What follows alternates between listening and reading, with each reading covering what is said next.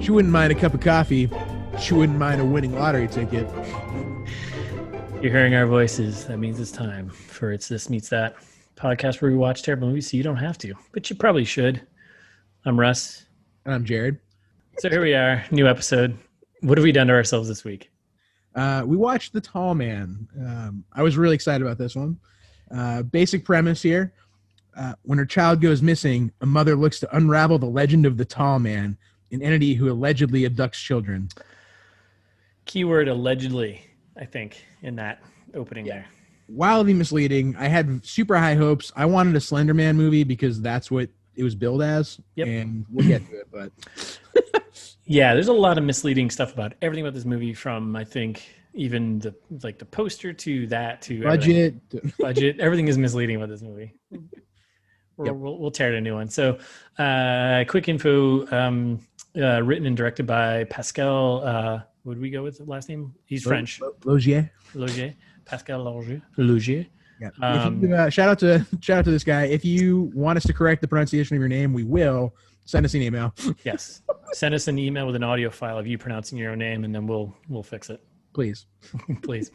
It was his first English film. He's only done a couple. He's got a bunch of shorts. He's done a couple features in France. Not a bad debut. I feel like we've done a couple of movies now by first-time directors, and they've been much worse. This was not the worst movie we've seen. Definitely not the worst movie we've seen. That's a good point, actually. Right. So I guess we can talk about it. It's like the theme of the movie is definitely about, obviously, child abduction. Yep. That's not spoiling it yet. We haven't got to the spoilers part yet. But most of his films he did in France were actually all about child abduction. So there's clearly a theme he runs with. Who's in this movie? Yeah, so Jessica Biel, which immediately made me think, oh, this is an A-list movie we're getting about Slender Man. Finally, the Slender Man movie I've always wanted. I think Jared and you and I have different concepts of A-list, but yeah. Jessica Biel, she was in B plus, Stealth? B plus list. Yeah, it was Stealth, a movie. You just making up a movie right now? No, that was the one where she was a fighter pilot, and there was not Transformers, but could have been a Michael Bay movie. Lots of explosions. It wasn't good. I was trying to make a joke, but yeah, no, I think I know what you're talking about. Yeah. Anyways, Jodelle Ferland, another huge money star. Really? No, I don't know who that is. Okay. Yeah, we didn't do it. We should have done a little more homework maybe on most. We kind of did spotty homework, I think, actually, on everyone here. Yeah, not our best effort. Not our best effort, but it's fine. We move on. We got Stephen McHattie, who is the actor that you would recognize and be like, I know this guy. And then when you go look him up, you're like, I haven't seen anything he's ever been in. Right. Oh, wait a second. I saw him in a thing 30 years ago. Yeah. That's the thing I recognize.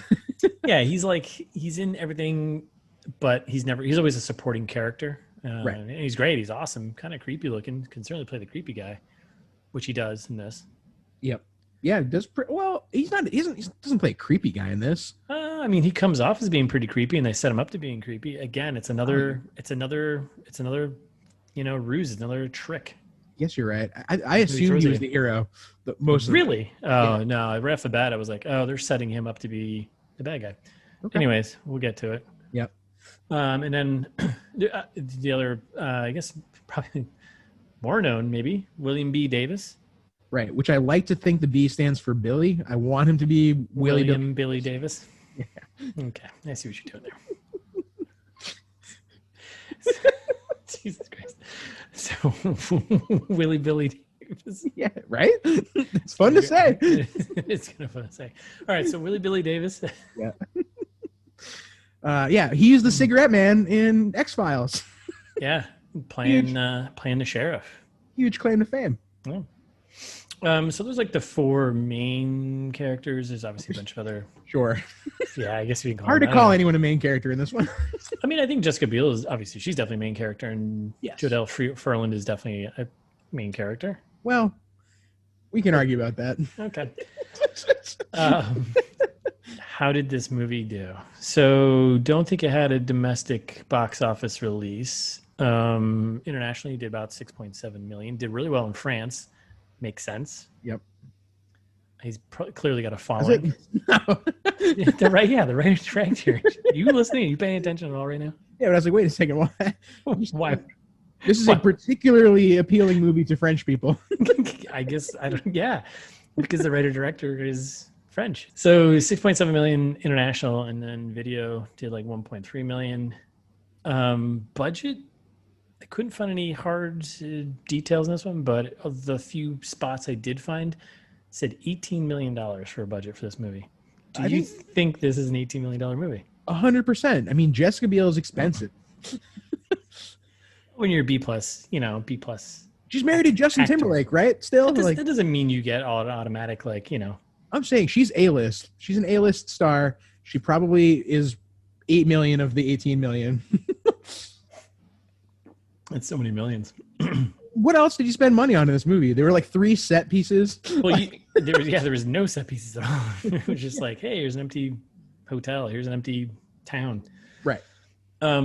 We did compare this to other movies previous episodes, right?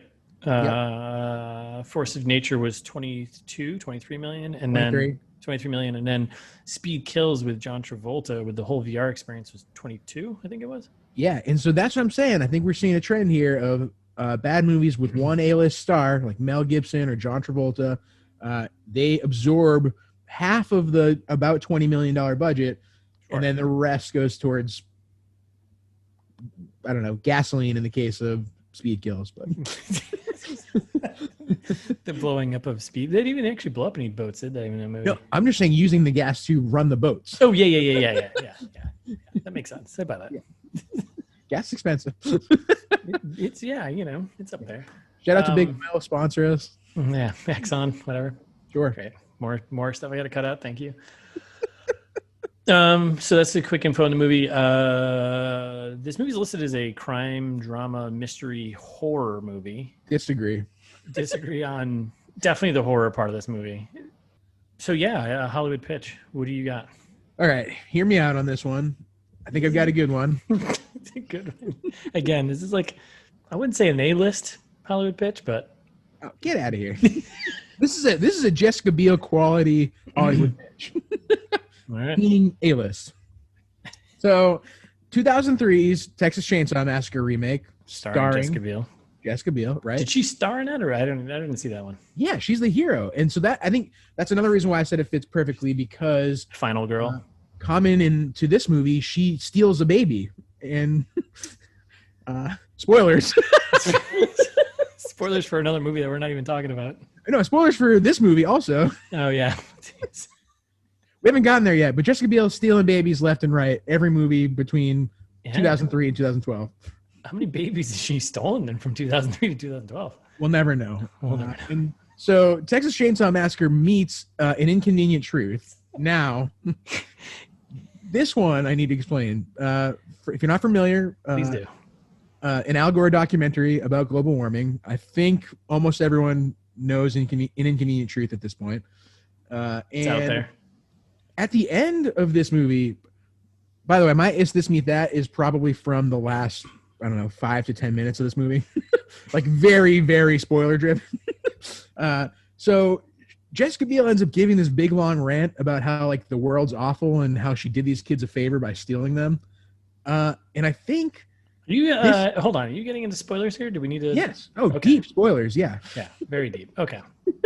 And I think like when she's giving this speech, you can see it in her eyes. I think she believes it. I think this is her An Inconvenient Truth moment. I think Jessica Biel is in favor of stealing poor children and selling them to rich parents. I think. I think you sold me on this. Right? I saw you put this in and I was like, really? Yeah, I've never seen someone believe something so much. Either she's a great actress, which I agree.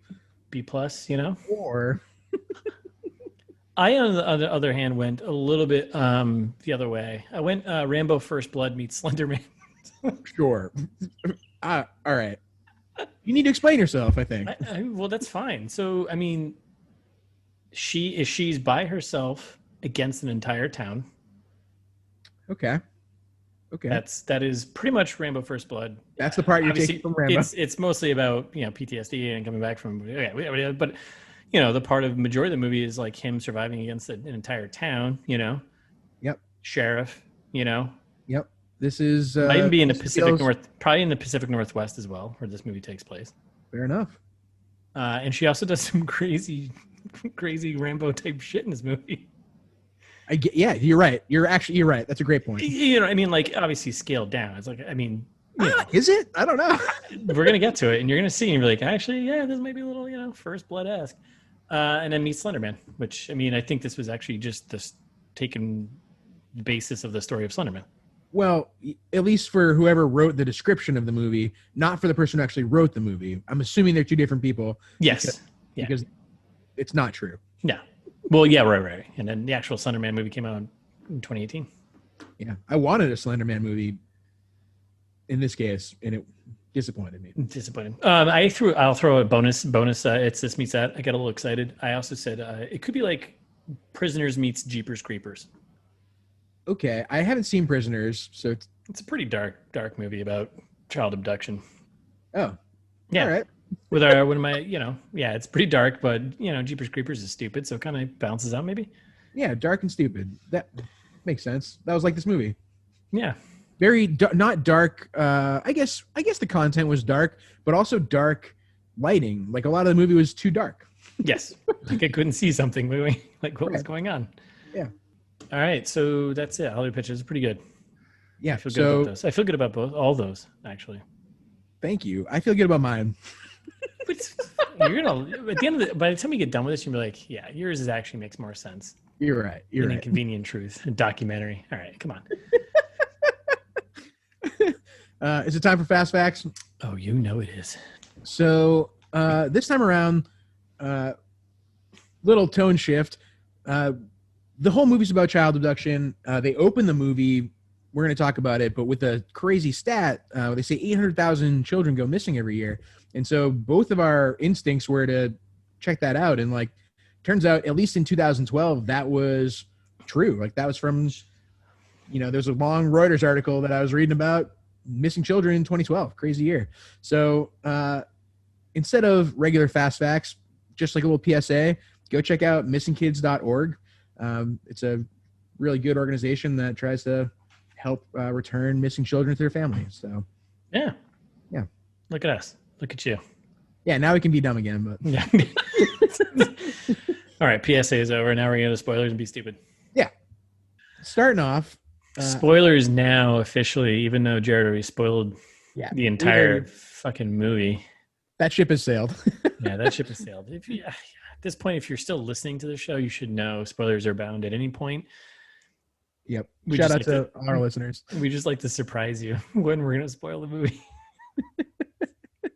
Yeah, it's basically from the title. Yeah, this podcast has more twists than this movie did. So, maybe we'll see. We're not done with it.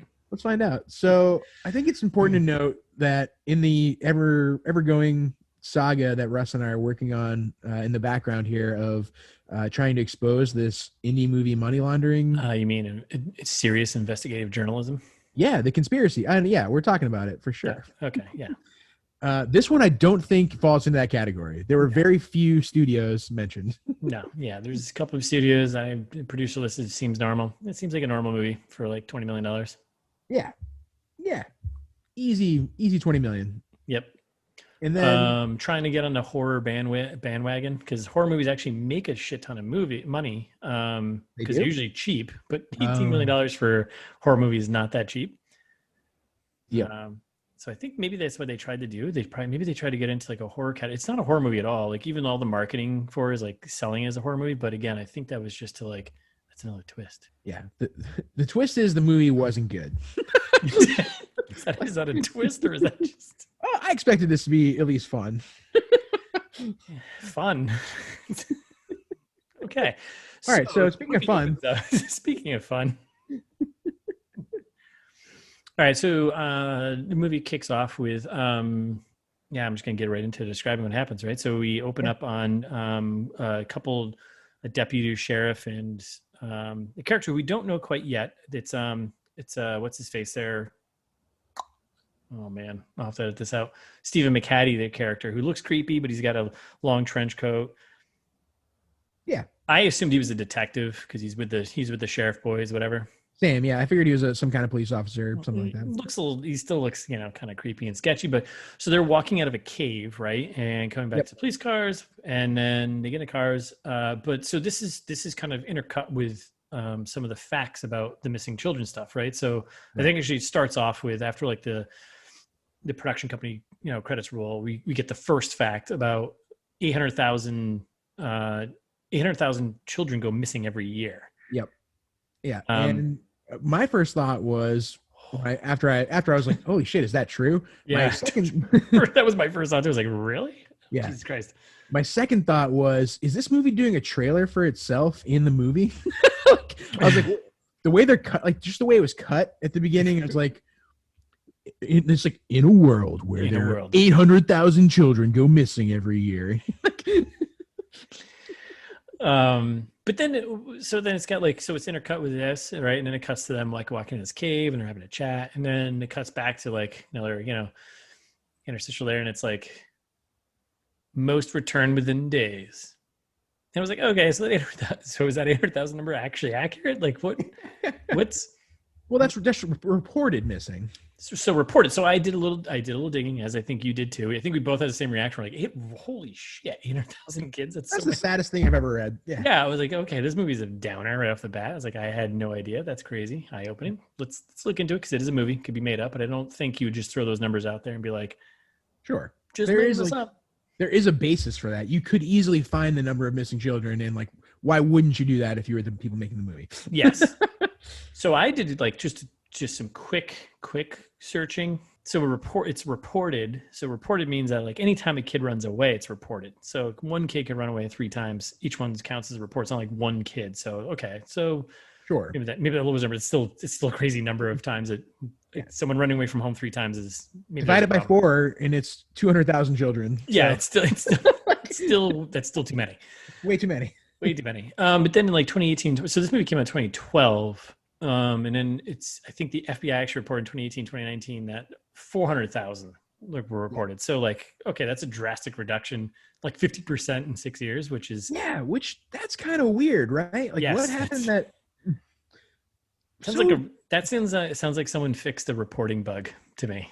Yeah. Not like the number. Yeah. It's just, but I'm worried that maybe they did it in the wrong direction. Like maybe it really is 800,000 reports and now we're not counting some of them because I don't know. Yeah.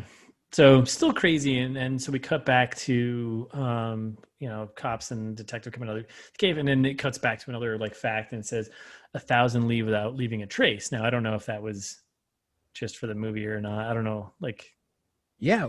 So that one I was trying to find, and I couldn't find a good fact for that one because think about how many children, like, you say 1,000 disappear without a trace, but no one keeps stats that way.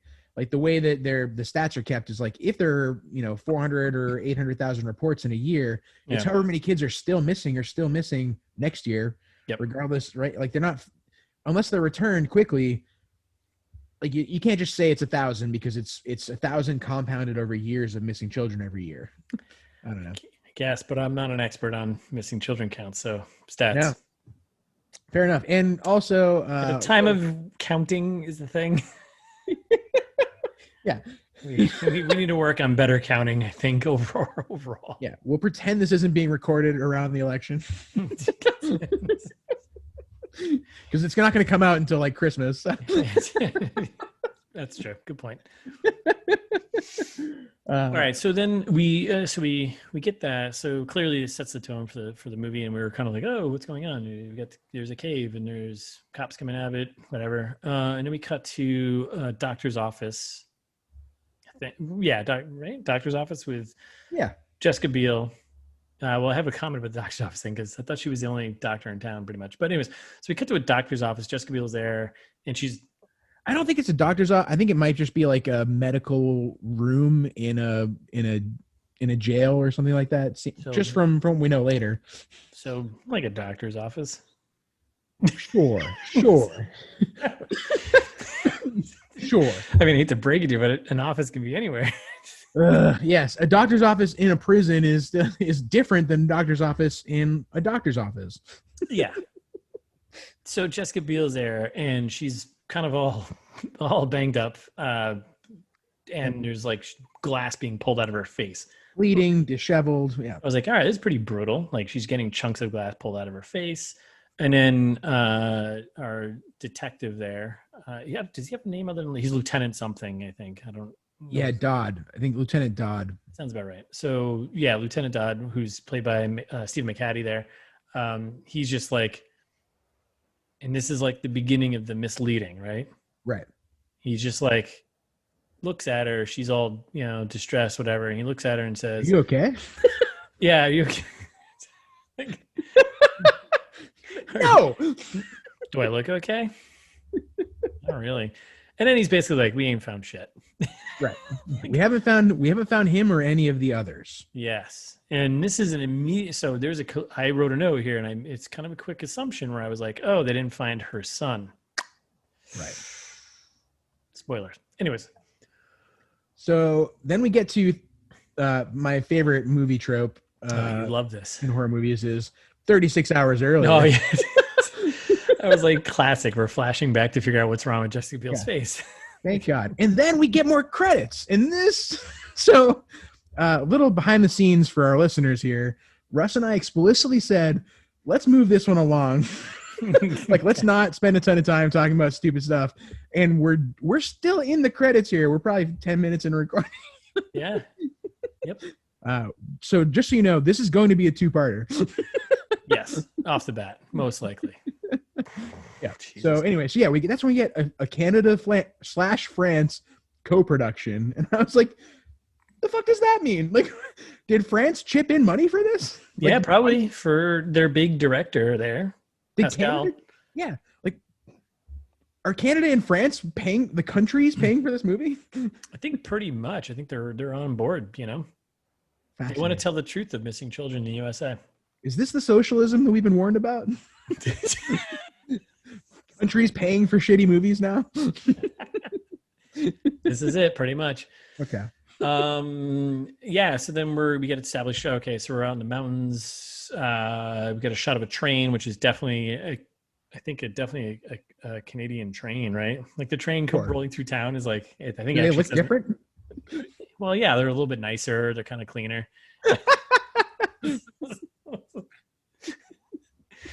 I think someone actually called out in like the goof. Someone called out the railroad crossings. There's like a sign that says railroad crossing, but I guess in Canada it says something else. It's like railroad way or something. And someone's like, "That's a goof. That means this was in Canada." It's like, all right, railroad was here. Yeah, go easy there, geography nerd. So we're pulling up to good old establishing shots of this town. We get a shot train pulling in. We're in Cold Rock, USA, which immediately we don't know, but it's Washington State. Right. Yep. Cold Rock, I don't think is a real place. It reminded me of Forks a little bit. Have you ever been in Forks, Washington? No. It's where Twilight was filmed. I drove through there once with shout out to Matt Wilson and Max Redder, who aren't listening to this. But yeah, drove through that. They should listen to this. They should listen to this. Yeah. They're doing nothing else. They should listen to this. Yeah. Get on this, guys. Yeah. But yeah, drove through Forks, Washington with them once. And it's funny because that whole town, everything's named after Twilight, but it's like tiny town in the middle of a rainforest in Washington, hours away from civilization. Yeah. Like this town, Cold Rock is just out there. Exactly the same. Yep. Yeah. I mean, like the geography, it looks beautiful out there, the mountains, everything, but this town is shitty. Yes. The town is shitty. Yep. And they get that across. They pound that home in the first 2 minutes of like how shitty this town is, right? Yeah. So we're panning through. We see the town, center town, I guess, and then the train, whatever. Buildings looking a little. Go ahead. One thing that was a little off to me was, are there mines in Washington? Like they said there was a mining town. Yeah, why not? What are you mining in Washington? Rock. You can mine any type of rock. Rocks. Yeah, different types of rock. You kidding me? Sure. What do you mean, sure?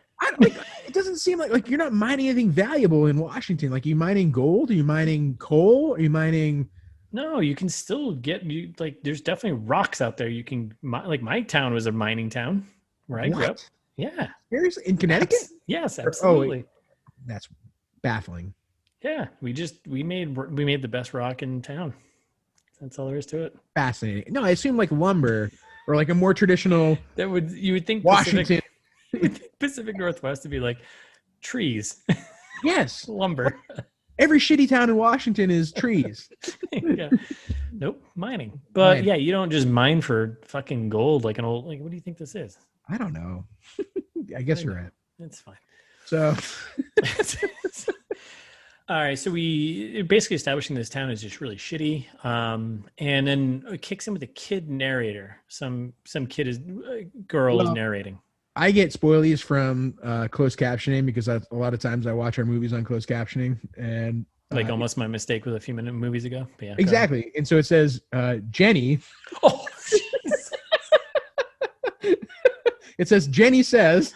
Oh my God. I was like, okay, who's Jenny? Well, I didn't know who Jenny was until halfway through the movie, so I guess it's not too spoilery, but then yeah, okay, that's not bad. That's in fine. Retrospect, it's spoilery, but it's fine if you're first time watching it. That's fine. Right. So kid narrator kicks on. They're still doing shots of the town. She's basically talking about how shitty it is to live. Used to be a mining town. No more mining because no one needs, according to Jared, gold or silver anymore. Right. So there's no jobs. There's no money. Yeah. It's a classic, the classic prosperous mining town turned poverty stricken. Yep. No one needs rocks anymore. No one needs rocks.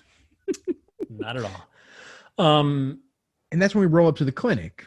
Well, yeah, we roll up pretty hardcore though. So this quiet, shitty town is just pretty small, by the way. All of a sudden, this old... well, seemingly small until an hour from now when all of a sudden the town is rioting and there are thousands of people somehow. The town this tiny town gets crowded real quick. That's true. I guess, well, we're 36 hours. So 24 hours from now, yeah, there's like a million people in this town. But anyways. So then out of nowhere, we just get like a car like blistering out of like some street, just peeling out. Yep. I always love this in movies when cars are peeling out in dirt and it's got like it's screeching noise, like it's like on pavement. Yep. Love that. And it's like there's three people in the car and the thing is just hauling ass down the road. And you're like, wow, this is the most excitement this town has seen. I actually first thought it was like bank robbery. Ooh, interesting. Okay. It was my first thought. It's not at all. I was so far from that thought. No, yeah, very different. So it's a young woman in labor, like having a baby. Yes, not a bank robbery. The opposite, some say. The complete opposite of having a bank robbery. Yeah. And first of all, whoever played this young woman, I don't know who she is. She's not in the movie very much, only like for a few minutes, not convincing me that she's in pain. Like she's like, ow, like, oh, this really hurts. Ow. I have no idea. I'm not sure I can comment on it. Like, you don't remember? You didn't. No. I mean, I know the scene. I don't know. Like, I think it's pretty painful. So yeah, I don't think there was a lot of screaming. Sure, but it seemed like fake screaming. Like, I don't know. This person is not a good actor. I'm sorry. Hey, sometimes that happens. Oh my God. So, all right. So we get the three women, clearly it's mom and two daughters, power driving through town. They pull up to a clinic, the free clinic. And this is where we meet our main. Just assume it's a free clinic. No, it's so I rewinded this. Jessica Biel's livelihood. No, on the thing, it said free clinic. I actually spun it back because I was like, wait, what did that sign say? And it's like free clinic. And I was like, free clinic of what? Yeah, she doesn't really do much of anything. Or does she? Right. So they pull up to the clinic. Girl's pregnant. She's giving birth right now. Right. We get introduced to Jessica Biel, and she said, Jessica Biel is like, I'm not equipped for this. Yeah. I'm like, wait a second. This. Why isn't she equipped for this? This seems like a doctor's office. Yeah. Free doctor's office. There you go with doctor's office again. Free clinic, see? So then babies, yeah, we're having a baby now. My first thought was Jessica Biel is a vet. Like she was like, when she said I'm not equipped for this, I was like, oh, she doesn't know what she's doing. That's what she's talking about. That's what I thought too. I was like, oh, she's a vet. But then I was like, why do we need to follow a vet? Right. And then we watch this baby get born, and it doesn't matter at all. This is important to the plot. No. Well, it's Not again really. part of it's not, but it's part of the misdirection now. Yeah. And Jessica Biel's like, the baby is seemingly stillborn. It's like actually a really distressing scene to watch. And then I'm not a doctor, but I don't think that's how you revive a baby. Like Jessica Biel's just like smacking it around. Like I know that you do, like you like spank it or whatever. I don't know what you do how to revive a baby. I'm not a doctor either. Yeah, don't even attempt to explain how you do it then. But it seems illegitimate. The way this was happening in front of me. Like the kid, illegitimate. So yeah, like we'll move on. The baby lives. Spoilers. The baby lives. The baby lives. Then, our presumed grandmother here, the presumed like the father, the mother of the mother, Tracy, and she's like, we can't go to the hospital. Yeah, I didn't get that. And I was like, wait, why? Yeah, like, it's a weird incest baby, I think is what they were going for. Well, all right, so hold on. So I thought, or they're not related. No, I thought, Jesus, this gets a little crazy. Yeah, there's a lot of this movie is like very triggering for a number of reasons, like missing children, violence towards children. There's like, I don't know, like a lot of weird relationships and abuse. Like nothing's healthy in this town. No, not at all. Well, it's shitty. Right. So I've gathered. And then situation for everyone. But no, so hold on, let's take a step back here. So the mom doesn't want to go to Seattle. Like Jessica Biel's character is like, hey, you need to bring the kid. He needs to be monitored. Like, I literally I just resuscitated the kid like here. The kid needs. I'm a vet. She's not a vet, but what I mean, pretty close. And you need to bring it somewhere where it can be taken care of. And this is like, now looking back on this, it's like now you see that she was pushing for some good here, but the parents and the people of this town are just shitty. Right. Everyone sucks in this town. Pretty much. And I don't think it was an incest thing. It was, I think she went on this rant about Steven, right? Who we'll talk about later. I think that's the mom's like boyfriend or something, wasn't it? Yeah, that like the father of Jenny. Yeah. Well, unclear. Yeah. Stepfather of Jenny. Well, yeah, stepdad, but then whatever. Okay. Doesn't matter. It doesn't, but we're spending way too much time. Yeah, we don't. I'm going to cut all that out. So then it comes up on my screen again. Jenny, the narrator, says, sometimes are born when they weren't wanted in Cold Rock. And I'm like, wait, that's a weird thing to say too. Like, again, they're describing how like a lot of seemingly sexual abuse in this town. Like nothing is good here. And that point is being made very quickly. So as soon as they start then and you're like, oh, they're in Washington. That's when they tell you, I think the first time, kind of side-handedly. My first thought is whoever's stealing these kids must be a Sam Squanch. A what? A Sam Squanch? I'm sorry. Say that again. Is that not how you pronounce Sam Squanch? I mean, like a humanoid, very hairy, like Bigfoot. I think people say casually. Say that word again. Sam Squanch. I feel like you give me shit so many times about how I pronounce words. I think this is my moment. You mean Sasquatch? No, nope. What's the same? Is this a thing I don't know about? No, yeah, I'm making it. Is this some urban dictionary? This is a Trailer Park Boys, Jim.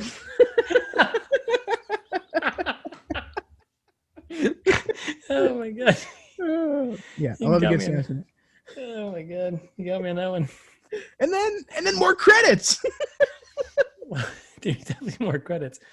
So we So after this crazy moment of childbirth, narrator explaining how this is, same squanches, whatever. We cut to news clips. It was news clips of family members from this town, Cold Rock, being interviewed. You remember this, right? Intercuts of family members who were talking about all their children being abducted, and there's missing children signs all over town, right? Right. Like a lot of them. Like too many. To the point of like, if you have a child there, you know what? There is another shitty town you can move to where kids are not missing, probably. Oh, I was going to say there's another town you can move to called Derry, Maine, where there's actually, that's actually right. Why don't you come over to the East Coast? We've got a perfect town for you with all the kids that you don't want and abuse. Yeah. But then, it's going to be a Stephen King thing. Cool. Yeah, no, that's good. So then and that's where we find out they're in Washington. And then they keep talking about the tall man myth. You know, they kind of throw it in there like, I think it was tall man. And some people believe it, some people don't. It's like, dude, there's so many kids missing from your town. Introducing the Slender Man concept. Like Jenny's talking a lot about it. Seems like it's going to be a big theme. Yep. And then there's just credits galore. Jessica Biel written on the street. Yeah, I didn't quite get that whole thing. The credits were weird. They were weird. They wrote them on the environment. Yeah, which I mean, okay. It seems like a 2012 thing to do. So we get through credits and then we jump to, and this is kind of important. Do you have anything else? No, we jump to Trish's Diner, which is like a major location, right? Yep. Because you need a diner in a small shitty town, right? Totally. Everyone needs coffee. Yeah. So my first call out here. Go for it. People still talking about the tall man because that's the premise. Yep. I love how much they say the tall man in this movie. I think there should be some kind of rule around like the more you say the title, the more you get paid. Or the more he shows up. Sure. Yeah, that would be nice too. I mean, that would man, like a Candyman thing. Yeah, the Candyman can. So my first call out here, the guy says it's not the boogeyman. Did you hear him say that? No, did he put an extra O in there? Yeah, no, and I think yes. What do you mean, like extended the O? It's just boogeyman. Yes, boogeyman, and I was like, that's a weird. Why would you say it like that? That's someone who picks their nose. Yeah, I don't care for it. I feel like this is something everyone should be upset about. Why I didn't hear that at all. Boogeyman. Yep. So we're sitting at the diner counter there, and it's the sheriff clearly talking with the local who has lots of opinions about how. So this is after finishing the movie and coming back to this, thinking about this scene really now annoys me. So the sheriff and the local are talking, right? And the local who's drinking a beer, whatever. He's the boogeyman guy. Yeah, and he's the guy who says it's not the boogeyman. And he's got opinions about how the children are being taken, blah blah blah. And it's been actually it's been a couple months since the kid's gone missing. Yep. He's like, I think it's a pedophile, blah blah, and it's not some tall man, and all this sort of stuff, right? So he's going through all this stuff, and it's like, do they? No, I guess they don't know, do they? Do they? No, I don't think anyone knows at this point. Okay. Well, so they know the fake news that we'll find out an hour from now. Yeah.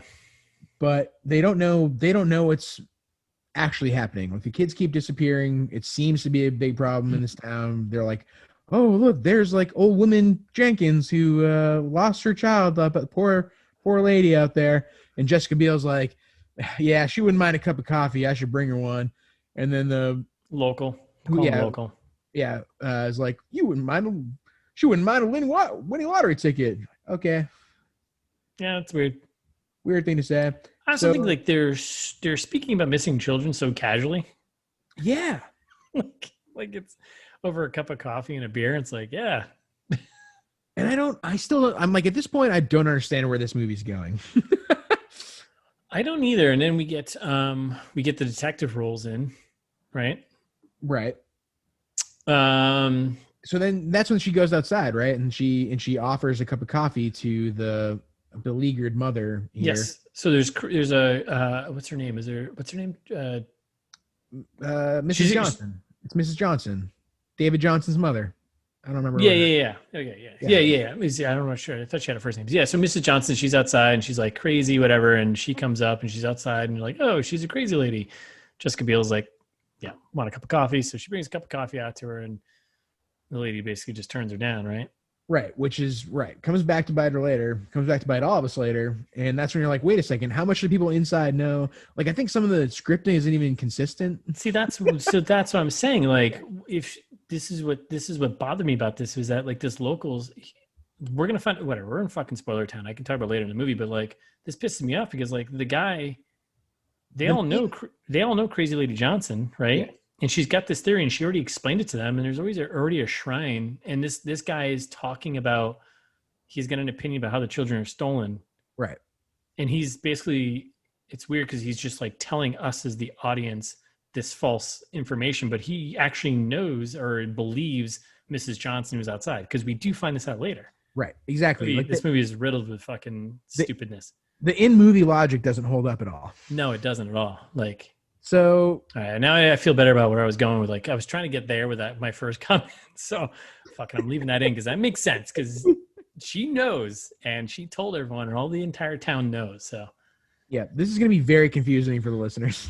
Because this movie is very confusing for like, so sorry to everyone in advance, because like I feel like the last few that we've done, there's so much jumping around that happens within scenes. Well, when you tear apart a movie like this, you start realizing like, oh, they're not actually paying attention to it doesn't matter. They're just moving through whatever. Yeah. They don't care about like thinking about all like the good movies that I've seen. Yeah. And then think about all the good movies you've seen. They spend minutes in scenes because that's how you make a movie that's effective. You're like, oh, I appreciate this scene. We can talk about this scene. And this movie doesn't have scenes. None of the movies we watched have scenes. They're all just like random clips strung together.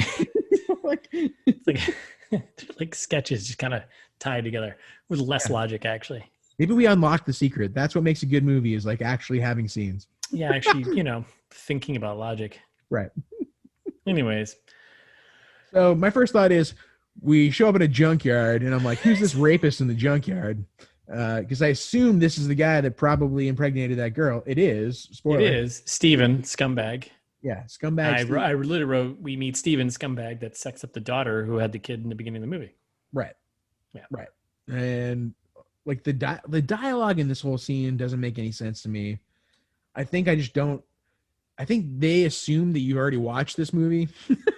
So that like this is your second watch and now it makes sense, but yeah, here it is. So Jessica Biel drives to it's a double wide here, whatever, right? To go check on the baby and the mother. Oh, okay. No, the daughter or the sister who we don't know. I don't think we learn her name. No. One who gave birth in the beginning of the movie, right? Right. And she runs into Steven, who is basically just this scumbag who is, I think, I thought he was supposed to be the mother's. I think you're right. The mother's hubby? boyfriend. Yeah, boyfriend. Or husband. Yeah. And he ended up sleeping with her daughter. God, okay. Yeah. And then there's just, he like gets right in her face, right? Right. Kind of like right into, Julia, aka Jessica Biel, right? Gets in her face, very aggressive. And then just like, yeah, you're right. Just spouts out like random exposition about her husband. Yeah, like wait, why are we bringing up Jessica Biel's dead husband? Like, yeah, like this is really. He's just like, well, your husband was an okay guy. He was always around here. He was nice, but you're just a nurse. You suck. What? Like, oh, okay, that was very. Thank you, I guess, for setting it up for us. That the time. I wonder if that's going to come back later. Yep. Yeah, and then like nothing happens in this scene. Nope. And it's like, okay, well. Down by the creek. Yep. Yeah, nothing happens. And then we just jump to Julia meeting with Jenny, the sister of the pregnant girl there. Then our narrator, Jenny. Yeah. Hanging out by a river creek there, drawing pictures. The creek, that's good. And Jenny doesn't speak. Right. Which... Side note, extra confusing if you were watched. So as someone who watched it without the closed captioned, it didn't see that it said Jenny now is narrating. I'd be very confused at this point if you saw Jenny is narrating, be like, but she doesn't speak. Who's she speaking to? Exactly. But then you later on learn who she's speaking to, and it's us. So she could be speaking her own head. But anyways, yeah. And shout out to Thais for pointing it out, my girlfriend on this one, when this actress was also in Twilight and Silent Hill and didn't speak in either of those either. Really? Yeah. What? Are you shitting me? Yeah, I didn't fact check this, but I trust Thais. So hey, we'll take it. Whatever. We don't fact check much here. Yeah, I did see Twilight. I did not see Silent Hill. I did not recognize her from Twilight because I think I'm trying to black that out from my memory. I don't want to remember those movies. We should do, if I hadn't already seen them all and I don't want to watch them again, we should have done like a holiday special on Twilight or something. Oh, man. It's just means that holiday special. Some of the worst movies I've ever seen. That's fair. We're definitely a hay mail from like a bunch of 14-year-old girls to that one. But it's kissmeetsthat@gmail.com. Send us what you got. We'll read them on air. Yeah. Okay, yeah. So we have Silent Girl Jenny. Yeah, and this is when I was like, is Jenny the narrator? Because I had only seen the closed captions. My first thought was, is Jenny the narrator the silent girl? I didn't know at this point. Yeah, my thought was like, wait, she's the narrator from the beginning, but she doesn't talk? Wait, what? Yeah, and also like everything that the narrator is saying is just like the most trite, like bad writing of she's like, oh, everyone's got their problems to deal with. It's not good or bad, just the way it is. Just the way it is. It's like it doesn't mean anything. It's like, by saying it doesn't. Yeah, you just wash that all aside. Right. But Jenny has seen the tall man though, and she has a picture. She's an artist. She's drawn her picture book, and she's allegedly, right, because it's all allegedly. And she shows Jessica Biel's character, Julia, there. Yeah. I've seen the tall man. And this is the first time when I'm like, wait a second, this isn't going to be a Slender Man movie, because her tall man sketch looks nothing like Slender Man. Nope, he's just actually an average height man. Yeah. It's actually just a guy who's like 6 feet tall. Yeah, it's like, yeah, I mean, he's slightly taller than average. Yeah, so. I mean, he's taller than you because you're a kid. Maybe that's why they think it's tall man, but yeah, sure, whatever. So then that just cuts abruptly, and then we have Julia driving home. Never ending car ride. Right? It's like way too much. She's driving through all the mountains. I'm like, I thought this town was small and shitty. I think this is where the $8 million that didn't go to Jessica Biel was probably spent on like drone footage for. It definitely was. And they're basically she's just driving through town and like having encounters with the locals, some guys walking across the street with a TV. Remember this? Like, this is all part of that. And then then they cut to like her driving like poor people. Yeah, it's poor people. Yeah, like, hey, you got a TV and you're just walking across the street. You have 1,000 TVs already. Yep. And then, it's just, that's it. Yep. And then she gets home. Yay. And we meet the son. Right. And now Jessica Biel's house here looks like a really nice house. So it's just like big blue, got a really nice like wraparound porch. Everything about Jessica Biel's house is amazing. And my first thought is, I thought this town was a dump. Yeah. Her place is nice. Why is Jessica Biel's awesome house here? Well, that's what you get in a free clinic salary. Right, I guess. Yeah. Yeah. So we meet David, the son, the supposed son. So and then we do get some little hints of she walks upstairs to go see her son, and then we get shots of wedding photos, her and her husband, right? Right. Well, and this is also, before we even get there, this is the first time we meet Christine, and she's down in the foyer there, and like babysitter. Right. Well, ends up being the babysitter, but my first thought is like, oh, is this Jessica Biel's daughter? Like, is there an older child and then the younger son? Oh, I didn't think that at all. I just thought, well, because when she comes home, she's like, oh, there's more groceries in the car. I didn't think it was a daughter. No, I thought it was just like she's too old to be a daughter. I was like, no, this is the babysitter bring in groceries. Yeah, man. That's weird. I'm still paying you $20 an hour. Help out. That's ruthless. No, babysitters aren't responsible for bringing in groceries. I assumed it was a child. I think because of that. This is a small town. Everyone chips in. Everyone is everyone's child. Well, yes, and everyone's going to soon not be their child. But no, yeah, absolutely, help out. Yeah. All right, fair enough. And so where are you from? That's so ruthless that people wouldn't, like, some kid wouldn't come up like, what, I'm going to help you out. No, they would, but it wouldn't be. I don't think it would be expected behavior. Classic New Hampshire. When like this, it's not like she's helping out. Jessica Biel's ordering her around, like, oh, go, there's extra groceries over there. I thought she did a B+ actor move of asking her to, hey, there's groceries still in the car. Yeah, all right. A-list Jessica Biel doesn't act like that, Russ. Everything's intentional.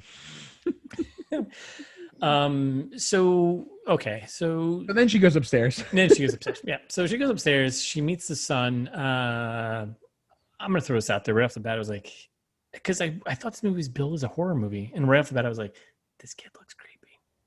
Yeah. Oh, definitely. And by the way, nothing like Jessica Biel.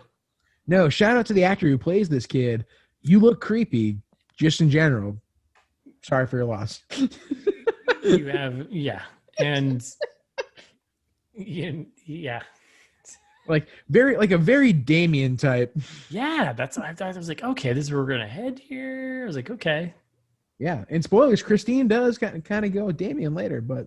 And again, this movie is just trying to flip the whole horror thing on top of its head. Maybe am I giving it too much credit? Yes, you're giving it way too much credit. And like, so they play together, and that's where like the relationships seem weird because I'm like, if this is Jessica Biel's daughter or even babysitter, or whoever, like, why is she like? I was like, maybe it's the maid. Like, she's making dinner, she's doing whatever, she's doing all the chores while Jessica Biel's playing with this child. Yeah, there's not really clear line of sight of like Christine's role here. I was thinking babysitter / now I'm thinking like home help. Right. Yeah. Maybe. Yeah. And then she puts the kid to bed, and which, by the way, doesn't make any sense because like as poor as this town is, like you run a free clinic, what you can afford. Right. Right. I mean, it goes back to also why does Jessica Biel have the only nice house in town? But I guess it's like, well, her husband was the doctor, which everyone pointed out. So I don't know, but then the kid, Jessica Biel is putting him to bed, and he's like, "Can we play together again when you get home tomorrow?"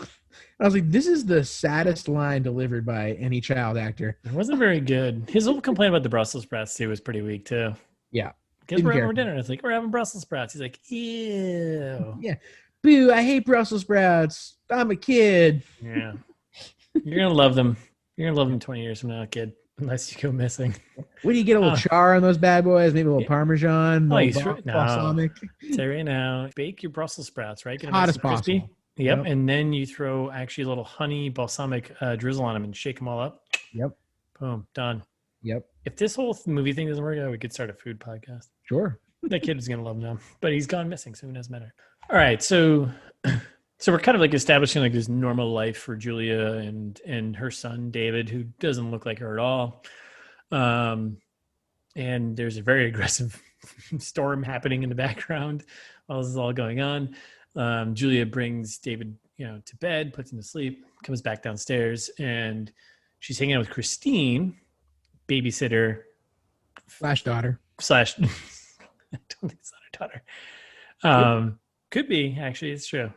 And they're hanging out, and Christine's like, "Hey, let's have a drink, whatever." And it's just really, this is like really specific, but it kind of drove me nuts. It's very short, but like, so she's like, "Yeah, let's go have a drink, whatever." And Julie's like, "No, I don't want to drink." And Christine's like in the closet, getting the booze out of the closet, and she starts speaking. And this is more of a technical thing, but I don't know if you're sure you caught this, but oh, I did. Like the voice audio and like the video like weren't aligned and or just were like off. Oh yeah, not even close. Like Christine was saying, I don't even know what she was saying, but like her mouth moved very little, like none at all. And she said so much more.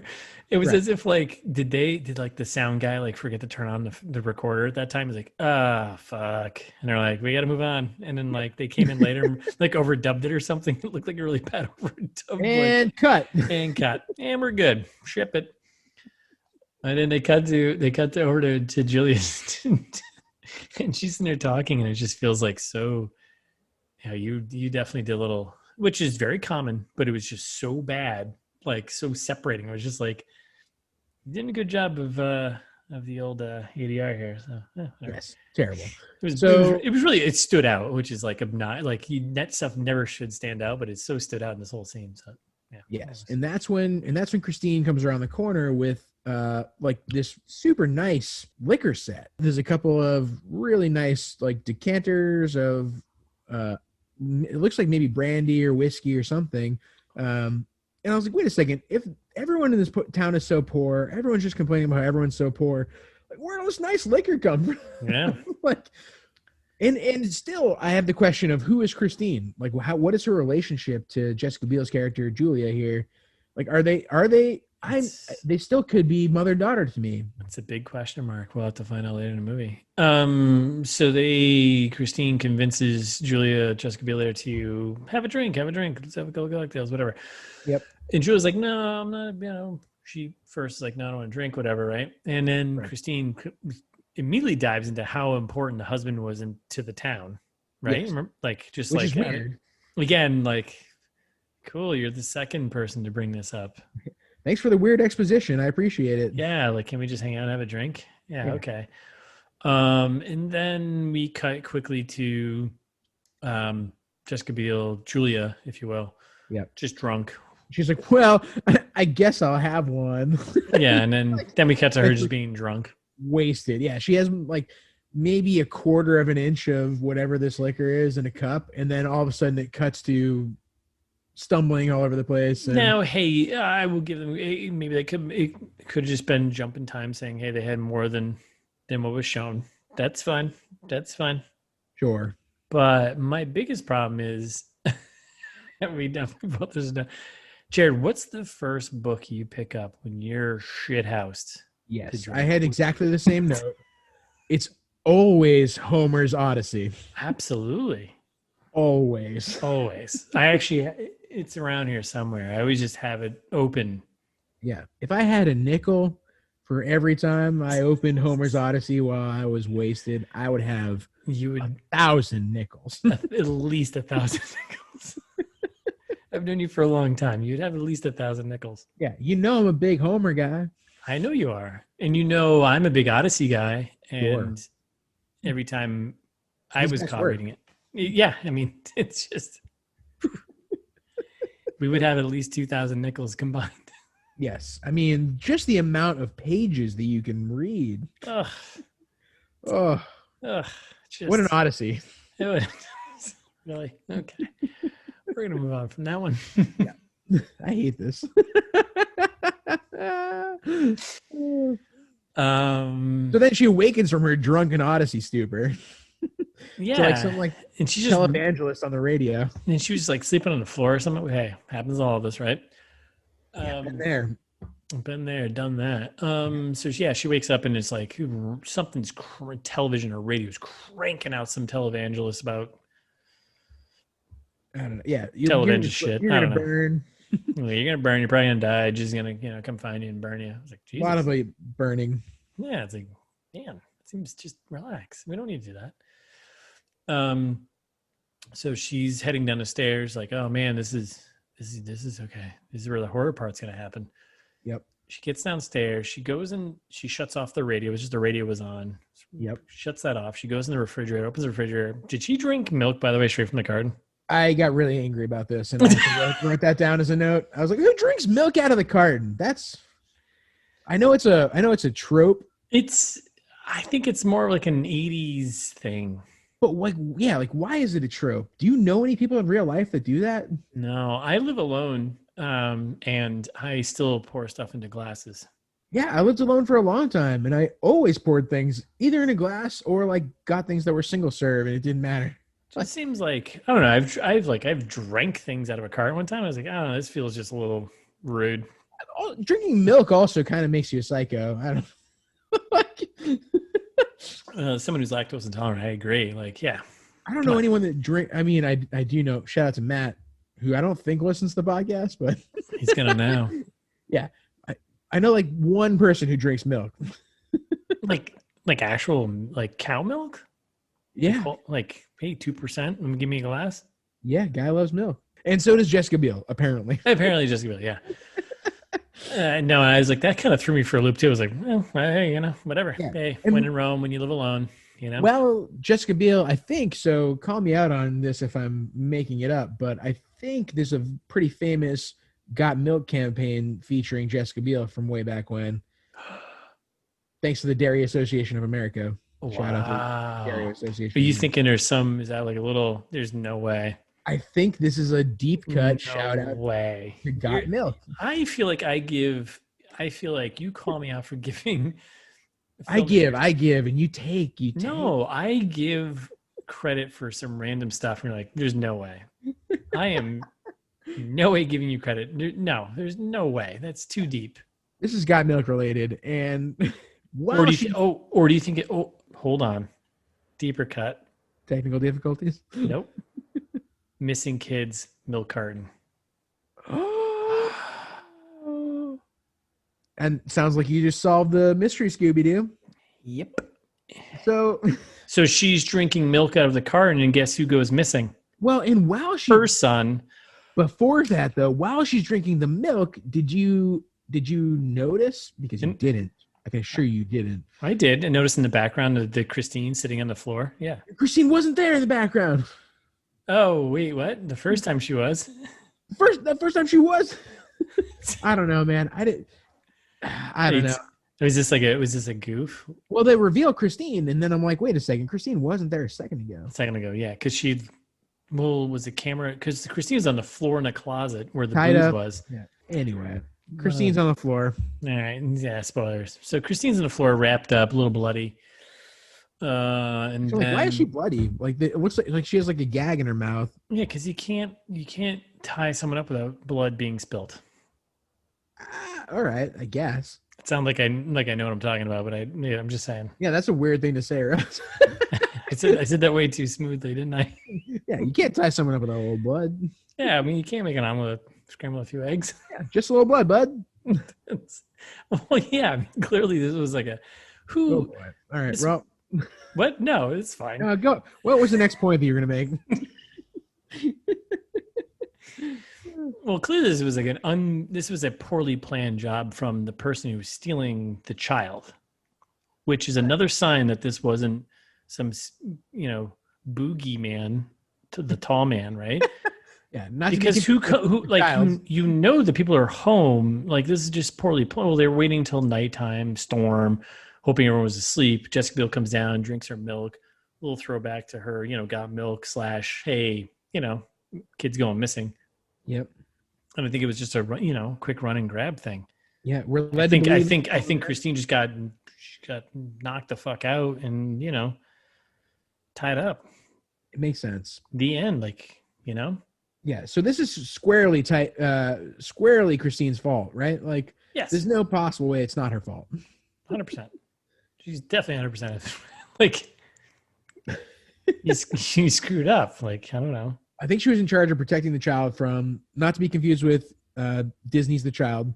And I was hoping the tall man would be supernatural. So this is the first time I'm disappointed. I mean, this isn't the actual tall man reveal, but no. This is the first time that we're led to believe there's a tall man reveal. And I was like, wait, why would he tie her up? Why is he not awesome Slender Man? Yeah. I was just angry. I was like, oh, the tall man looks like Black Noir from The Boys, and not very tall either. Yeah, it's just a homemade costume. You're like, okay, this is all kind of fake. So, all right. So Christine's tied up. Jessica Biel's like, what the heck's going on? Tries to help her out and realizes that kid's missing. Runs upstairs. Kid's missing. Right. Comes back downstairs. Yep. I'm confused about where everyone is. So she goes upstairs. No one's there. Kid's gone. She comes back downstairs. Christine goes to try and untie her in a really poorly done fashion. You're thinking too much with reason. I know.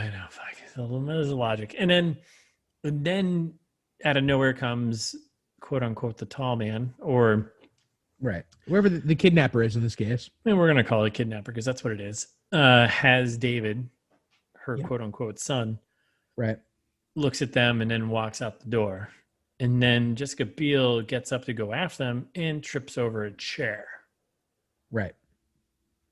So Jessica Biel sees, the intruder. The intruder has her quote unquote son, David, runs out the door. Jessica Biel gets up from Christine, trips over her own chair. Hilarious. I was like, yeah, okay. You just tripped over your own chair. Clearly you're still drunk from the booze you had earlier. Very Three Stooges. very Three Stooges. It was not smooth at all. Yeah. And then wasn't expecting this, but she's just on a full on chase now. Like, yes, she's chasing down this truck. Yes. Like a really dumpy, like the new newspaper delivery truck. That's what it looks like. Yeah, my first thought was like, oh, is this an armored car?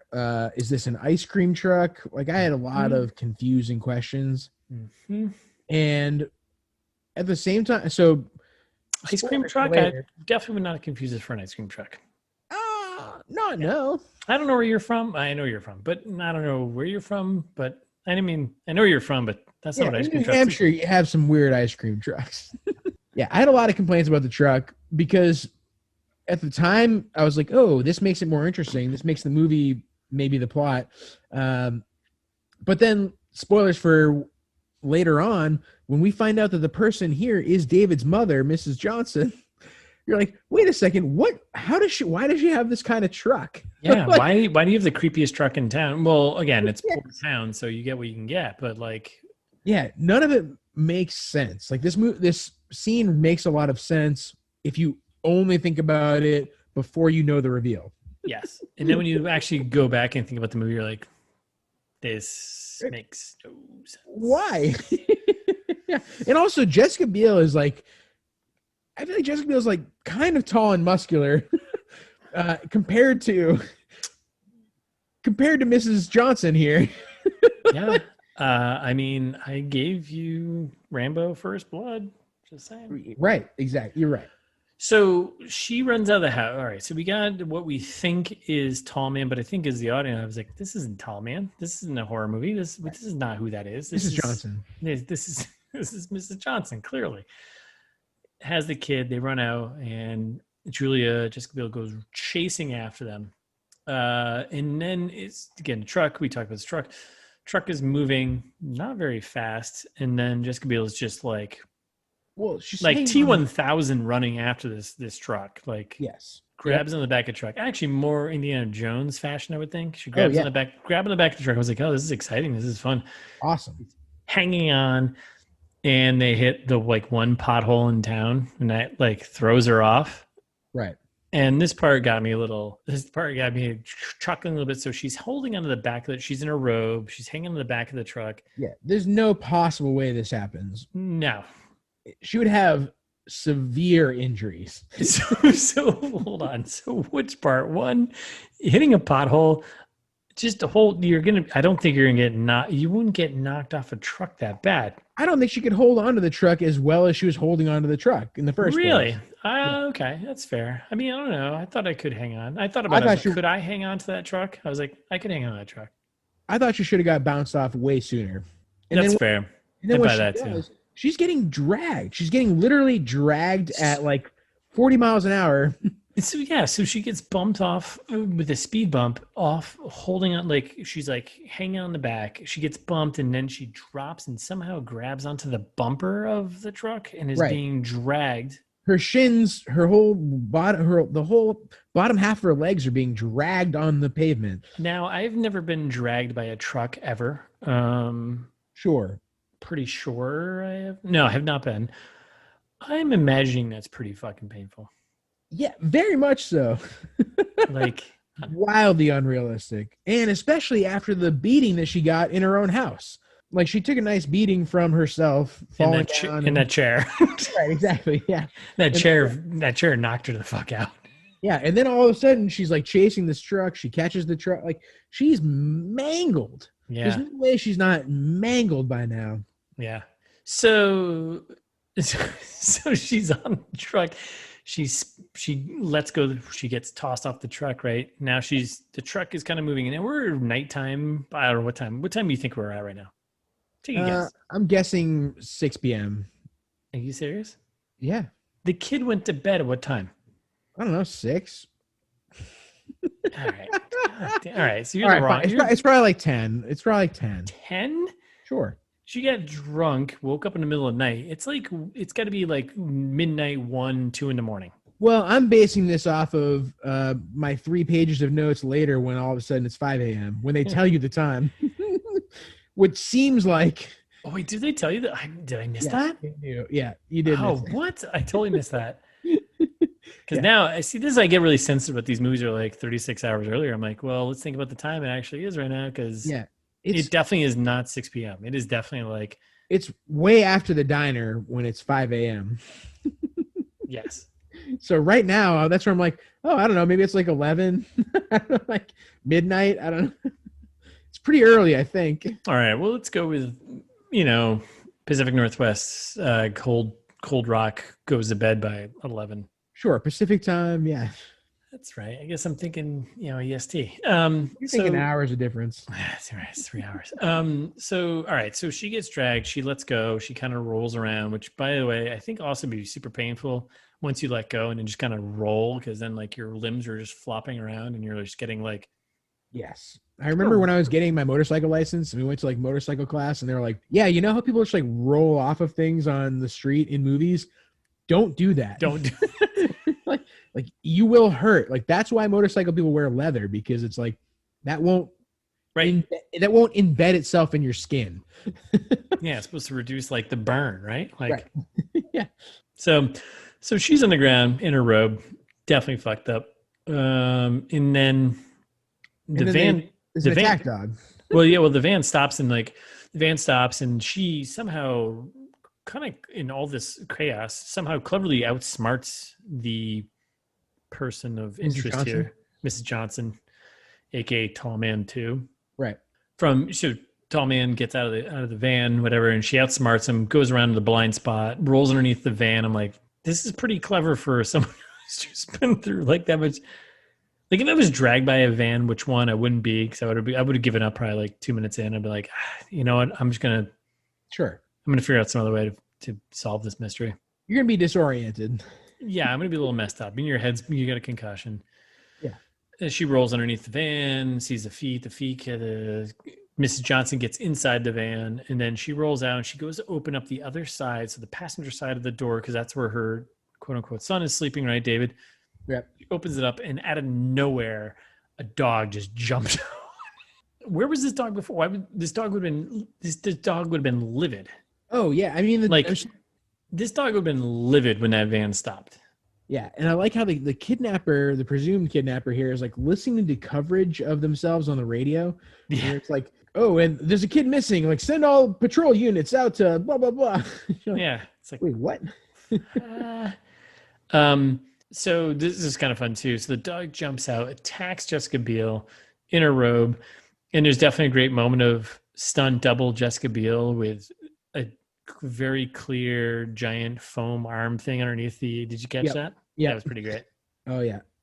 And in fact, it kept switching between arms every time they cut back, which is pretty great too. And then so she's got the dog on top of her. Dog is like attacking her. And Jessica Biel does classic, just I don't know if it's classic. It's not classic, but just the new classic. Rock to German Shepherd dog's head. Yep. Done. Yeah, like a poor pup. Yeah, I mean, now looking back on it, the dog was just doing what he was doing. Yeah. And then she gets back to the van, and she's like, I don't know, she's like kind of fumbling around the side of the van, clearly distraught, as anyone would be. Yep. And then she just gets knocked out by Mrs. Johnson, aka potentially Tall Man, aka we think it's supposed to be Tall Man, but it's just a lady. Yep. And then we wake up to inside of the truck, and Julia's tied up. Yep. And this is when the kidnapper's listening to the coverage of themselves. Yes. Yep. So Jessica Biel, in my mind, she's going crazy. She's like trying to figure out how she can escape from this. She's like, all right, looking all over the place, not understanding the situation. There's a very threatening dog in the back with her, trying to, I don't know, eat her face or something, but also taking a sweet time. Super threatening dog. Yeah, but also at the same time, the dog isn't actually doing anything. So it's like, no, he's just showing his teeth and keeping her in place. But like, hey, just don't fucking move, human. Right. And that's when she finds the hole, which some random hole in the side of the truck where she scuttles over to and kind of. Was it like a small barrel inside the truck? I was trying to figure that out. I was like, I think maybe it's a hole in the side of the truck. Yeah, there's some sort of metal that she can like cut the ropes that are binding her on. Yeah, this isn't her first time doing this, or won't be the last. Right. So she gets herself out of this rope tie-up job here. Right, and our hero David, the boy, is like chilling in the front seat here with our kidnapper / his mother. Yep. His real mother. Right, and that's when. Well, we don't know this yet, obviously, but right, Mrs. Johnson. Mrs. Johnson, who we also don't know that either, but yeah. Right, and then Jessica Biel like busts through the window between the cab and the back. But she like it just explodes, and it's like, all right, what are you thinking right now? What's your plan? What is your plan? Yeah, what are you hoping to? So you're, as we all think right now, your quote unquote son is sitting in the passenger seat. You know this, right? Right. You're gonna blast through the glass, and you're gonna grab the driver, and wildly irresponsible. And then what? Right. By the way, the kid is laying down. There's no seat. He doesn't have a seatbelt on. No, you're gonna kill them all. Yes. Which, hey, if that's your intention, it's like, you know what? If I can't have him, you can't have him. We're all gonna die together, including the dog, who's just like doing his job of just being like, hey, man, I don't know you. Just being the goodest boy. You know. So she just blasts the glass. Yep. Say it again. It's fun. You say it. Say it once. Yeah, she blasts through the glass. It is fun. Right? It's good. Fucking you like it.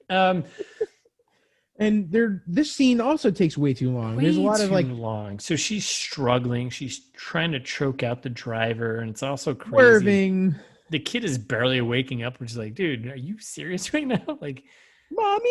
Right. Like, were you drugged up? What's going on here? Right.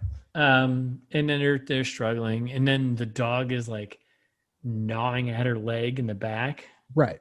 Which, by the way, mangled legs, her really fucked up legs from earlier, when she got dragged. This whole scene is just too much for me. And then there's just a random tree branch. Not a tree branch. That was a tree. So I thought about this because at first I was like, when I first saw it, it was like, oh, they're just cruising down this like, back roads road, whatever, it's fine. And then there's like this giant tree in the middle of the road, and I was like, oh, that's kind of really well timed. Yeah. And I was like, you know what? I'll let this one slide. There was a storm earlier. Fine. I'm gonna let it slide. There was a storm earlier. There was a vicious storm when she put the kid to bed. There was a vicious storm. So I'm letting it slide. Right. Although it did feel very just kind of placed there. Yes. They foreshadowed it, and like it hadn't rained since then. like nothing is wet. Like the ground isn't wet. Well, it is a little bit, but yeah. No, this is all a little tough to believe. But hey, Yeah, I'm giving him this one. You're being very generous. I'll let them slide on this one. So there's a big giant, pretty much a tree in the middle of the road, and the truck just runs into it, and they flip over and slide 30-ish, 40-ish feet down the road. Yeah, and like, how is everyone fine? Like, everyone's more or less fine after this. That was my thought. My thought was like, everyone's dead. Movie's over. Right. We're done.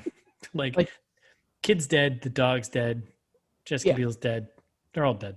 Again, the kid wasn't wearing a seatbelt. He definitely should have gone through the windshield or something. He got tossed around. He had to have been tossed around that thing like a hot potato, just like bouncing around. Yeah, and the first thing you see is David crawling out of the side of the truck because it's on its side. First person. And then it shows the supposed tall man, who's really just his mom, also crawling out of the truck and grabbing him and walking down the street. And then you're like, a little bit of a limp. And I was like, oh, yeah, okay, a little bit of a limp. Problem solved, I guess. Yeah, I guess that's it. And then Jenny shows up. Yeah. She sees this terrible accident and doesn't do anything. Does nothing. Like, instead of she sees this like stranger in a cloak dragging this boy away and doesn't do anything. Yeah, it seemed a little too coincidental. It was like, wow, she just shows up. She sees the quote unquote tall man walking with a kid and does nothing.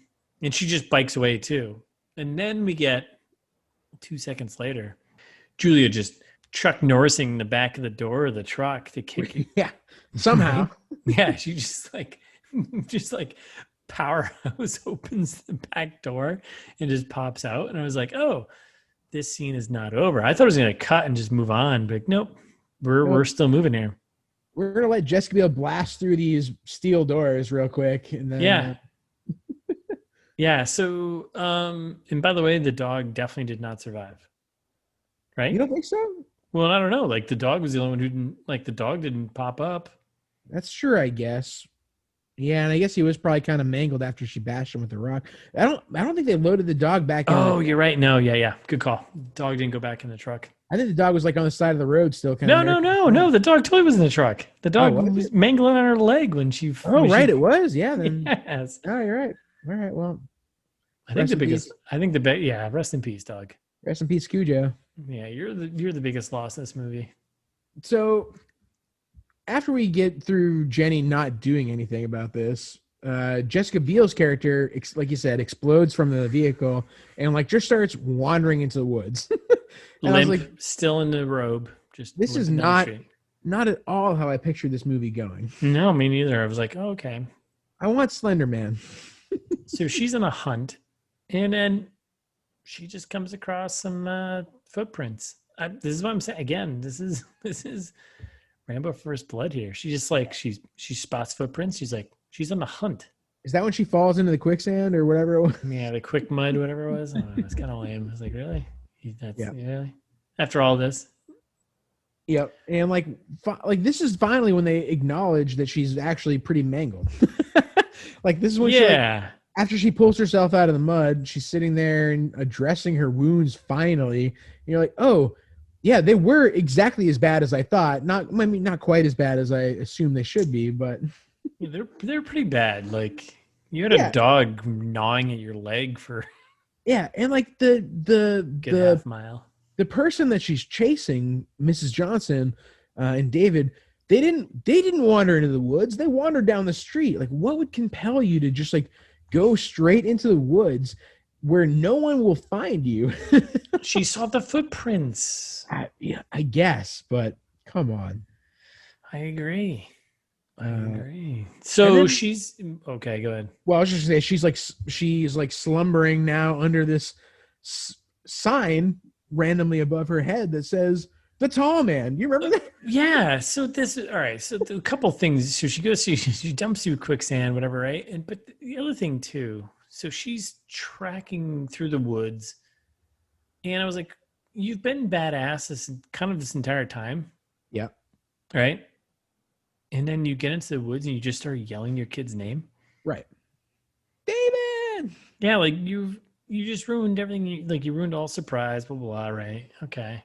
Mud pits happen. Okay. But yeah, then she's sitting there and she's like, gets out of the mud pit and she's kind of recovering. She looks all of her wounds. Her arms all banged up from the dog. Her legs all banged up from the dog. Right. Yeah, but like, how is she sitting underneath like a tall man altar? Like, who? I honestly thought they were going to do more credits. I was like, wait a second. Are we still not out of the intro of the movie? Are we just getting started? Again? Am I going to see Jessica Biel on the street again? Yeah. Oh my God. So we don't stop. It doesn't stop. No, because it's 36 hours. Everything's got to be, this has got to be continuous time here. So now she's just walking down the street all banged up. Sleeping in the street. Falls asleep in the road as one does. I think I did that. I slept in a trash barrel one time, you said? I remember that. A dumpster, yeah. Dumpster. I slept in a dumpster one time. Did I sleep in a street? I've definitely slept in a street, probably. Right? I'm sure you've slept in the street, yeah. There's no doubt. So she's fallen asleep in a street for better reasons than my. And then we get a car pulls up. It's the lieutenant. Right. Lieutenant Dodd. Lieutenant Todd, he comes up and like again, what time we thinking? What time we think this is? And like, yeah, I think we're maybe talking like 3 o'clock in the morning now. I think she fell asleep for a couple hours in the street. Yeah, and like, right. Why is Lieutenant Dodd so calm? Like, I feel like I'd be pretty rattled if all of a sudden I'm like driving up and I see a body in the road. I know that like he's a cop and whatever, but like, come on. Yeah, like be a seem little nonchalant. more. Yeah. Yeah, exactly. Another sign of like maybe he's the creeper. You know? I guess so. I'm still not. I just don't get his place in this world. I think they used him as a ruse. It's like I think they used him as like again like just trying to lean to make you think that he was the bad guy. Yeah, because he is creepy looking and he's just kind of like hovering around. They even say in the beginning, right, when they're in the diner and he shows up and they're like, oh, he's had 5 cups of coffee and he's just kind of weird, just around whenever.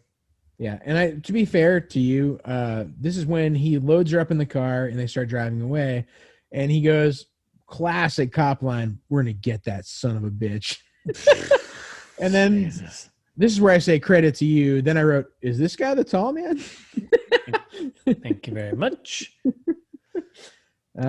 He's not.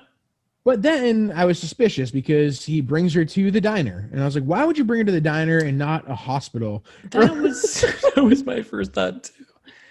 Like, you have a radio. Why did you brought her to the town diner? Yes. And that should have been that was a first sign of like, okay, there's some foul play going on right now. Yeah. And I don't know. Again, so we show up at the Trish's diner and everyone in town is at the diner. Yeah, it's packed. It's probably like 2 or 3 o'clock in the morning. Unclear. Yes, it definitely is 2 or 3 in the morning because we were working hour to hour right now because we were building back up. It's 36 hours and we're all working through this. Right. Well, and it's like kind of real time. It's like, it's not like we're jumping ahead at all.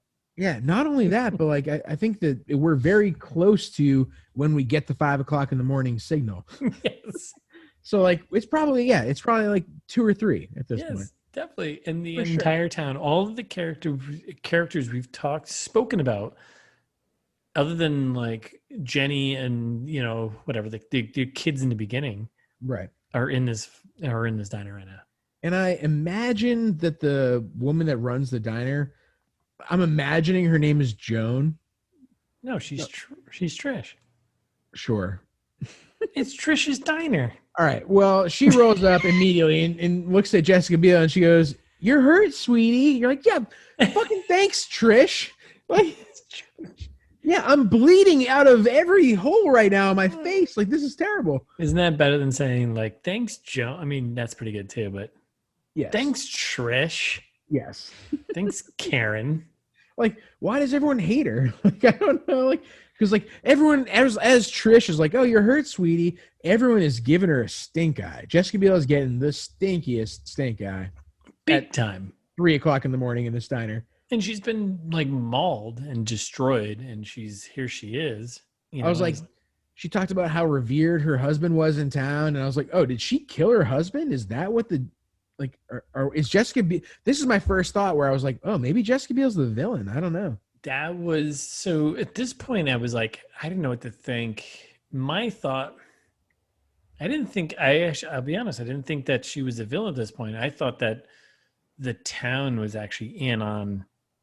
Yeah, and that's what the movie designed you to think, like, for sure. Yeah, and I bought it. Whatever, I hook, line, and sinker. Sure, that's fine. Whatever, I don't mind. It's fine. Yeah. Whatever, I go first viewing, I go in stupid. Yeah, hook me, and they got me. 100%. I'm usually 100% got me. Yeah, I'm stupid. We're stupid right now. I'm stupid, but yeah, like whatever. It hooked me, and I was like, yeah, all right. I mean, she's Jessica Biel. She can't be the bad guy. Right. They did that on purpose. They got me. It was a trap. It's been a little trap. Yeah, and then Joan Trish is like, "Oh, I left a towel and clean clothes in my office," and I was Joan like, Trish, it's just Trish. It's Trish's diner. I know, but I'm assuming her name's Joan. She looked like a Joan. You want to call her Joan? It's fine. Right? She didn't seem like a Joan to you. I mean, she kind of did. Right? We can't. Now we're going to confuse people. No, it's Trish. It's got to be Trish because Joan's going to confuse people. You're right. Just Trish. Left a towel and clean clothes in her office. And I was like, wait a second, because the next scene immediately afterwards is in the bathroom. And I was like, I actually love this. I feel like it's a real good, like, Archie Bunker tribute of, like, her office is the bathroom. Like, it's a funny bathroom humor joke. Right? Yeah, that's good. That's good. But then I realized she's talking about an actual office. Actual office, yeah. Not if he goes to the doctor's office. Yeah, sure. All right, so then this is where things get fucking crazy. Right. This is when everyone. I said cahoots. And by the way, I've been very good with my F-bombs. I think I've only dropped 2. And I'm proud of you. Yeah, thanks, man. I'm learning. I mean, Speed Kills was a rough episode, I think. It was a really rough episode. Sometimes you need to drop F-bombs, but I think this is a moment where, like, they needed one. Yeah, and I blame John Travolta for that, honestly. Because, like, the script was trying to prove itself that it was rated R. So, we're not talking about the movie. Sorry, yeah. But good on you for not swearing so much. Thanks, bud. I'm turning a new leaf. I got a swear jar right here. Put quarters in it so I can pay for laundry. All right, so we're turning into a family-friendly podcast, listeners. In case you didn't know, we're trying to. We're trying to. I wouldn't push it. Get those Raytheon dollars. I wouldn't push it. All right, so so this is a big moment because we have Trish gives Julia a place to go and change. She goes and changes. And we start to reveal some of the plot finally. A little bit, yeah. I mean, we're about an hour into it. It's an hour 45 minutes long. Finally, the plot starts. Finally, the plot thickens. So I'm jumping. Make sure I'm not jumping too far ahead here. So Julia's in the back office room. She's changing, right? Sure. Into the clothes that Trish gave her. Trish, aka the owner of the diner. Yep. And she's changing, and then I don't know, happens across a little weird little shrine thing.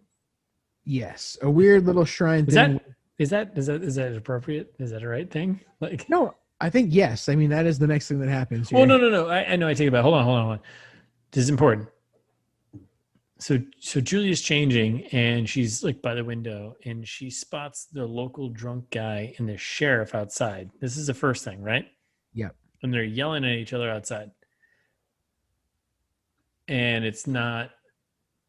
They're clearly in cahoots. Yes, they're in cahoots, and there's clearly something going on, and like it's like, oh, my first thought was like, oh, the town is involved in this. Yeah, which is exactly the goal, because the town is involved in this. The town is they are deeply involved in this, but not for the reasons you think. Right. So this is like, all right, well, you two are literally yelling outside like the window here. Like, can you really? Right. And Jessica Biel did a very bad job of washing her face. The scene before this, she's like in the bathroom washing her face. When they cut back to her while she's observing the sheriff and the guy from the diner there, like she's covered in blood still. Oh, she's like, yeah. Like way to go on cleaning yourself up here. You're like you're wearing Trish's nice clothes, covered in blood still. Doused. Thankless. If you will. Yeah, terrible. So then Julia's like, okay, that's weird. And we're all like, as audience, but that's weird. Okay, these two guys are yelling at each other. And then she discovers a shrine in this back office behind the curtain. Yeah. Curtain bead curtain. Sure. And it's like got a bunch of signs of missing children, and then a picture of quote unquote her son, David. Right. And that's when I love how it cuts out to like the front of the diner. Mm-hmm. And in the front of the diner, they're all like, hey, she's looking at the kid's picture. Yeah. I was like, wait, is this the Truman Show? Like, is everyone in cahoots here? This is when I was like, is the town conspiring against Jessica Biel? And this was also a moment for me, like, all right, so she comes back. Why would Trish put her in a room by herself in a place where there's, by the way, it's also pretty awkward to have a shrine in a back room in a diner. Oh, definitely, yeah. It's not even your kid. Why? That's weird. There's no possible good reason why you would have a weird shrine to not your kid. Right? Yes. Okay. Confirmed. Why would you put her back there by herself in a room and it's just right there? Right. With also a back door. Like this room just like has it has an exit. Like, oh, emergency exit only, but also like she escaped. There might as well have been an arrow being like, hey, did you just discover their shrine of like, yeah, exit over here. Yeah, and like then they go back to the front of the house, and the guy just goes, "That bitch is in the forest." So oh my god. Door. So the entire town though is in the diner at this time at 2-3 in the morning. The entire we got Steven, the abusive douche. Yep. We got sheriff. We got everyone who's in this diner. Yes. And then she's in the forest. Oh wait, so hold on. Wait, there's an even better part. So when she's she's changing. So back in the back office here. There's so much. This is like a moment of just logic breakdown here. Yeah, lots to unpack. So she's in there. She's changing whatever. She hears the conversation outside. She's like, "What the hell? Oh yeah, that's not good." Okay, obviously they're caught on to me. And then she finds their shrine, which is like right there. It's like this is stupid. And then there's did you catch the random dude who walks by the window? Oh yeah. It was the cook. Yeah. It was the cook at the diner. And he's the one who walks into the diner in the front of the house and is just like, she's on to us. Yeah, it doesn't make any sense. Nothing makes sense. And that's when I was like, is this the Truman Show? It's like, why? Oh my God. Yeah, and then they go out to the parking lot after she escapes. And they're like, where did all these weapons come from? All these guys pulling brass knuckles out of their car and what you're like, wait. We're gonna get her. Let's get her. And then they look back at the sheriff and they go, you still need to think, big boy. Because originally he had said that he wasn't sure that she was the one that had committed the heinous crimes. This is when it starts to turn into this is when I was like, oh, is Jessica Biel a villain? So at this point, everything's going to shit. No one knows what's happening. The town is somehow hunting Jessica Biel. She's seemingly on the run in the forest. Everything is. This seems like the climax of the movie, or what should be. It feels very Rambo First Blood, by the way. Yeah. So at this point, we have no idea what's going on. The whole town seems to be hunting Jessica Biel for some reason. We don't know who we're supposed to be rooting for. There's kids missing. Everything bad that could possibly happen is happening. This seems like the climax of the film. So tune in Thursday. We finish this atrocity of a film. That's fair. I was also stay tuned to wherever you get podcasts for part 2, and we'll be in your ears then. Yeah, and in the meantime, you can follow us on Instagram at It's This Meets That and ITMT Pod on Twitter. Or if you're feeling old-fashioned, send us an email at itsthismeetsthat@gmail.com. As always, you can find all our episodes at itsthismeetsthat.com. Thanks for listening.